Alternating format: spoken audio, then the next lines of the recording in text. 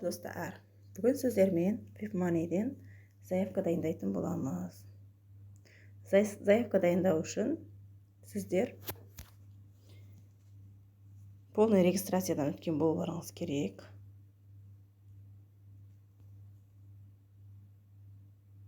Ол үшін аккаунтқа кіріп, осы жерін бәрін толтырып шығасыздар. Бәрі проверкадан өткен болу керек. Бәрін тіркеліп болғаннан кейін формальный аттестат береді сіздерге. Формальный аттестат бергеннен кейін сіздер заявка дайындасаңыздар болады. Ол үшін біз пополнить басамыз. Exchange Money. Все варианты таңдайсыздар. Мен ВМЗ алу үшін 3 заявка дайындайтын боламын. Әртүрлі қылып. Сіздер заявка дайындағандарыңызда біріншісіне шығу керек. Мен қазір көрсетемін біріншісі дегенді.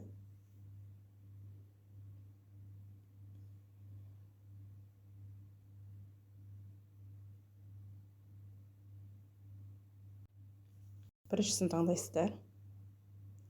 Вывод на карту деп. Мен Каспий банк таңдаймын. Сіздерде қандай банк болса, соны таңдайсыздар. Ол үшін біз ВМЗ, кейін Қазақстан картасына тұру керек. Біз кейін купить на своих условиях дейміз, себебі біз ВМЗ-ны сатып аламыз. Мен қазір 50 ВМЗ сатып алатын боламын. Бірінші көреміз. Курс қандай болып тұр.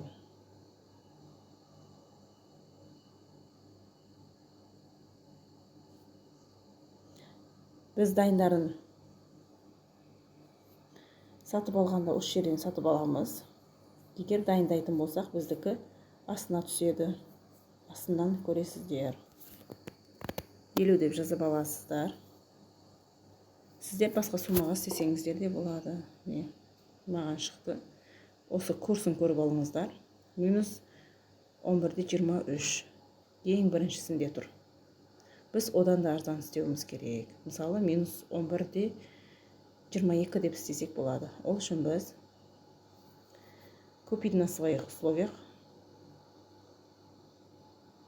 Енді многоразовая сделка деген бар, кейін одноразовая деген. Многоразовая дегеніміз мысалы қанша суммаға сатып аласыз. Мысалы 5 ВМЗ-дан 50 ВМЗ-ға дейін сатып алсаңыз болады, қаласаңыз. Енді мен біреуін ғана істеймін.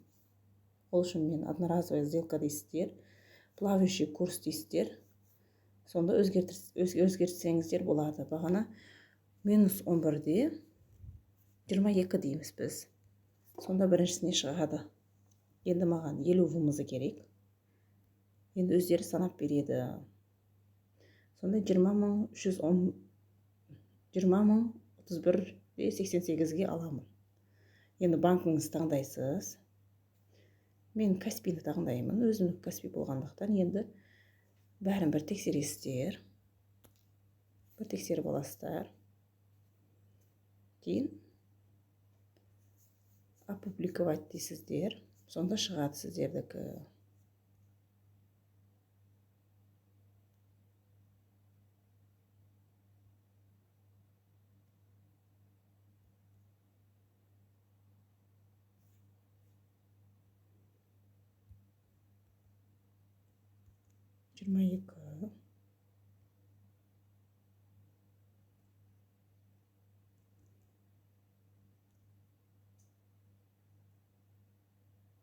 Осындай деп жазайық. Енді көреміз.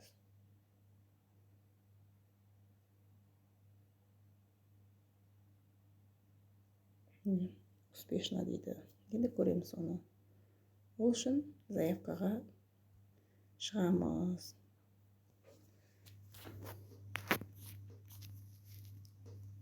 Енді жазамыз.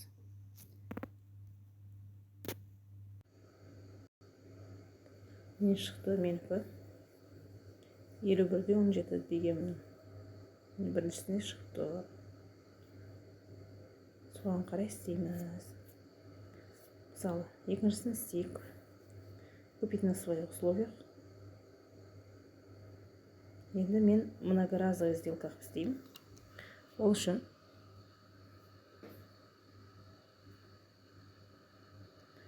фиксированный курсты ала бересіздер оған.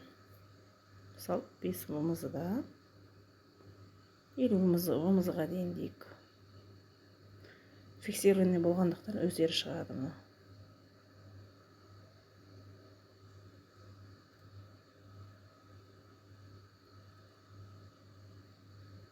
Өздеріңіз қойсаңыздар да болады. Кратность дегенге өздеріңіз қойсаңыздар болады.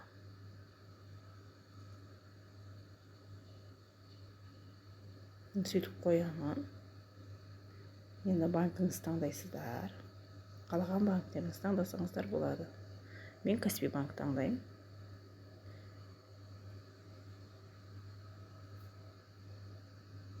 Енді көреміз.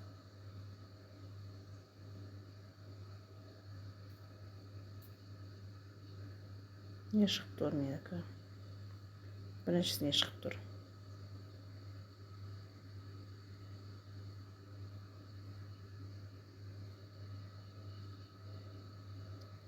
Сөйтіп істесеңіздер болады.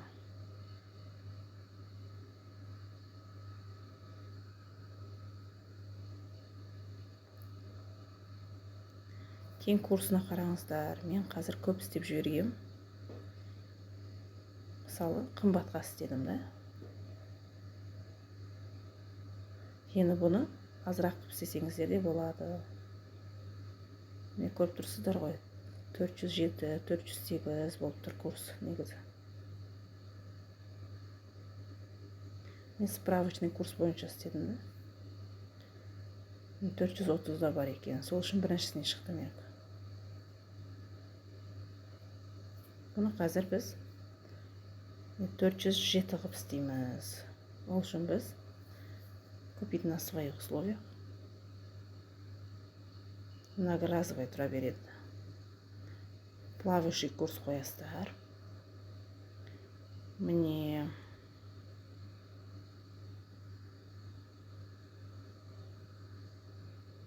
бұл жерде қараңыздар, 401 болды. Соған 9 істейсіздер. 407 болу керек сіздерге. 406 болды не. Сөйтіп істесеңіздер болады. 5 ОМЗ-да 50 ОМЗ-ға дейін.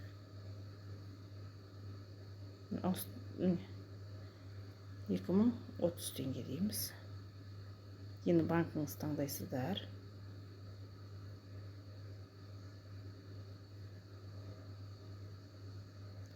Каспий банк. Қаласаңыздар, тағы бір банк таңдасаңыздар, 2 банк таңдасаңыздар да болады. Народныйды таңдасаңыздар болады. Опубликовать дейсіздер. Енді көреміз. Вернуться к списку дейсіздер.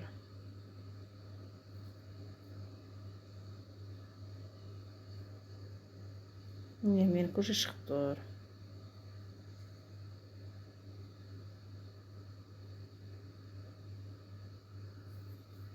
Біріншісі ең төбеде тұр, себебі 0-0 болғандықтан. Сол үшін шығып тұр. Мен қазір 10, мен соңғы 5-шісінде тұр.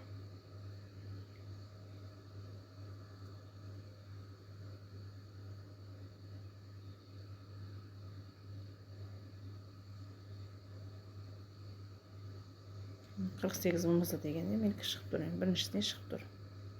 Себебі басқаларына қарағанда арзандау істегем. Сол үшін біріншісіне шығып тұр. Сіздерді сөйтіп істесеңіздер болады.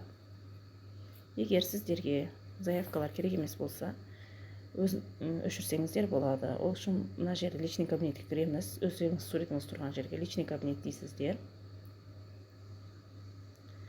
Мои заявки.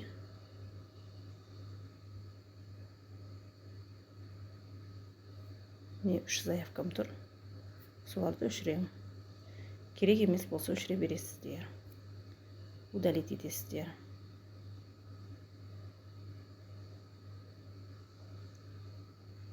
керек еместерін бәрін өшірсеңіздер болады.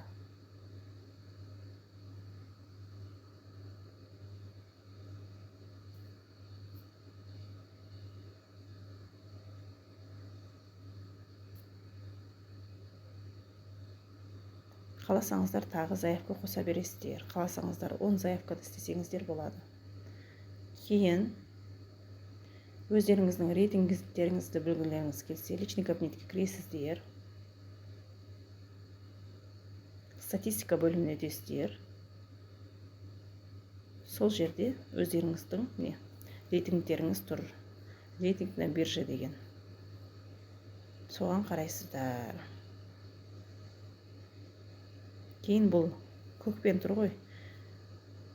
Бұл бір сағаттан аз уақытта подтверждение берсеңіз көк болып тұрады. Егер 1 сағат пен 6 сағаттың арасында беретін болсаңыз, подтверждениені, мысалы сатып алатын болсаңыз, подтверждение берген кезде 1 сағаттан асып кететін болса, бұл жасыл болып тұрады. Оранжевый уже 6-24 сағат арасында, қызыл 1 сағаттан көп. Сіздер көк болуларыңыз керек, себебі ол сенімді болады. Сол үшін тезірек заявка алғанда подтверждение берулеріңіз керек. Міне кейін осыларды білсеңіздер болады. Мысалы, переводты 5 минутта істейді екенмін мен, кейін подтверждение 9 минут екен. Заявкаларым 336. Активных заявок 2 екен. Сөйтіп бәрін көрсеңіздер болады. Видео ұнаған болса, лайк басып, подписка жасап қойыңыздар. Тағы да қызықты видеолар қоятын боламын.